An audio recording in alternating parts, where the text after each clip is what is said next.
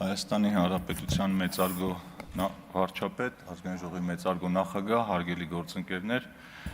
քննարկում ենք 2026 թվականի պետական բյուջեի նախագիծը, ըստ էության բովանդակային առումով ավելացնելու շատ բան չկա, որտեղ շատ մանրամասն են քննարկել եւ հանձնաժողովների համատեղ նիստերում եւ լիագումար նիստում եւ աշխատանքային ձևաչափերով, այսինքն ավելացնելու բան չկա, բայց կա կարիք որոշ բաների արձագանքելու ու դրա համար էլ անկեղծ ասած ես ելույթի էի գրանցվել, որովհետեւ դեռ անցած բյուջետային քննարկումներից բաներ մնաց, որոնց պատասխանները չհնչեց։ Նախ պարոն Խաչատրյան, ոնց որ հիմնական ասելիքը ձեզ է վերաբերվելու, որովհետեւ դուք եք ոնց հասկանում եմ բյուջետային գծով ձեր խմբակցության առաջամարտիկը, նախ ձեր արտահայտությունից սկսեմ վերջին, ձեր մոտ այդպես սովորություն կա, մի բան ասում եք, հետո սկսում եք ապացուցել, որ դուք ուրիշ բան եք նկատի ունեցել։ Այդ դրան արդեն սովորել ենք, կանգնել եք ասում եք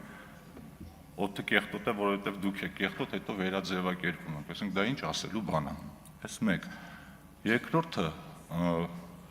դուք, ես մի անգամ նշեցի, չէի հիշեցնի, բայց էլի եկաք ամբիոնից ասեցիք, մենք կառավարությանը հարցրել ենք, եթե պարկ չներգրավեիք, ինչպիսին կլիներ ազդեցությունը տնտեսության վրա, ու ասում եք, ինձ էլ պատասխանում էին, հո դոկտոր չենք վարձելու։ Այդ ինձ նկատի ունեք, պարոն Խաչատրյան։ Ես հետո գնացել եք մի հատ երկու էջանոց գրառում եք արել, բայց ես այդպիսի բան չեմ ասել։ Ես ասեմ, պարոն Խաչատրյան, ձեր հարցի պատասխանը տալու համար կարելի է դոկտորական դիսերտացիա գրել, վերջում անգամ սխալ դուրս գալ։ Ես չեմ ասել, դոկտոր վարձենք, որ ասում եք փող էլ չունեն, մի հատ դոկտոր բերեն, հիմա նայեք, ես դա անվանում եմ բառային ժանգլյորություն, որի մեծ վարպետն եք դուք,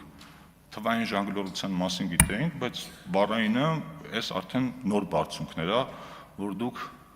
արդեն դեր սեփական ռեկորդները գերազանցում եք։ Մի հատ էլ հետո վեր կացակ այստեղից, ասեցիք տնտեսական հարցերի հանձնաժողովի նախագահը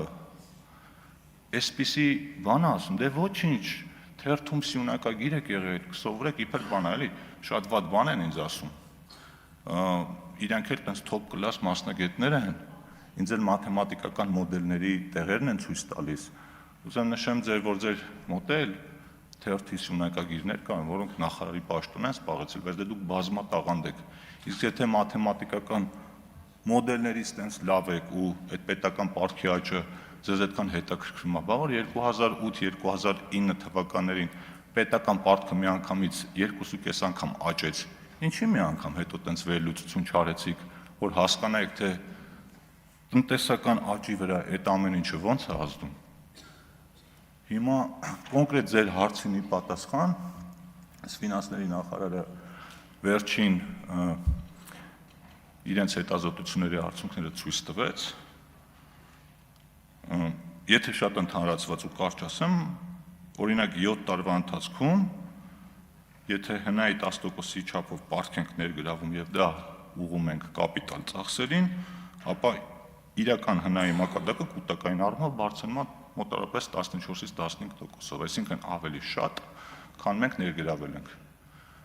Ավելի մանրամասն վերլուծությունը պարոն Հովհաննիսյանը պատրաստ է ուղարկի, անգամ պատրաստ է աշխատանքային քննարկում կազմակերպել,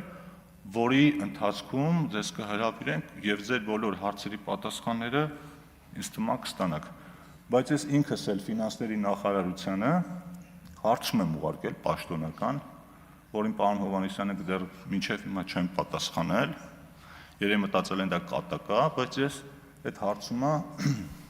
հարց ու պատասխանի ժամանակ կտամ, որպեսզի ձևաչափից չշեղվենք, այդ հարցի պատասխանը պակաս կարևոր չի լինելու։ Անհուսալի վարկերի մասով միշտ եղել են Հայաստանում անհուսալի վարկ ունեցողներ եւ անցած անգամ էլ նշեցի այդ ցուցանիշը, որ դուք ասում եք, դա կൂട്ടակային ցուցանիշ է, այսինքն դա ընթացիկ հոսքերը չեն եւ վարկերի ծավալների ու վարկառուների թվի աճի համատեքստում շատ բնական է, որ նաեւ պիտի անհուսալի վարկառուների թվի աճ տեղի ունենա։ բայց լավ էլ նշեցիք, կառավարությունը այդ առումով ծրագիր է իրականացնում, որտեղ մարդկանց հնարավորություն է տալիս իրենց վճարած հարկերի հաշվին, եկամտահարկի հաշվին դուրս գալ այդ պարտքային թակարդից եւ առողջացնել իրենց պարտքային պատմությունը, բայց այդ ծրագիրն էլ քննադատեցիք, չէ՞, այսինքն նպատակը ոչ թե ինչ-որ կառուցողական բան առաջարկելն է ձեր կողմից, այլ ամեն դրական բանի մեջ ինչ-որ բան գտնել, քննադատել է, ինչը նորմալ է, բայց այնպես չի, որ ինչ ասում եք, հալեցուղի տեղ ընդունում ենք։ Ու ամենահետաքրքիր բանը, դուք ու ձեր գործընկերները,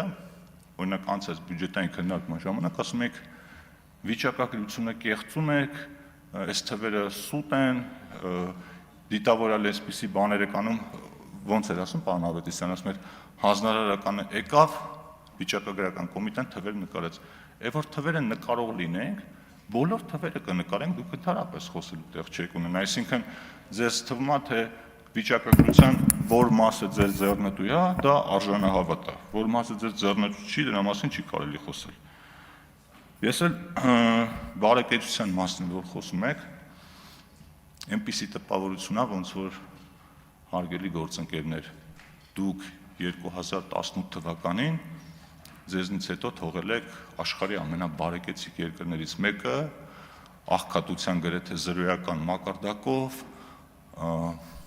մարդկանց բարձր աշխատավարձերով, կրթության բարձր մակարդակով,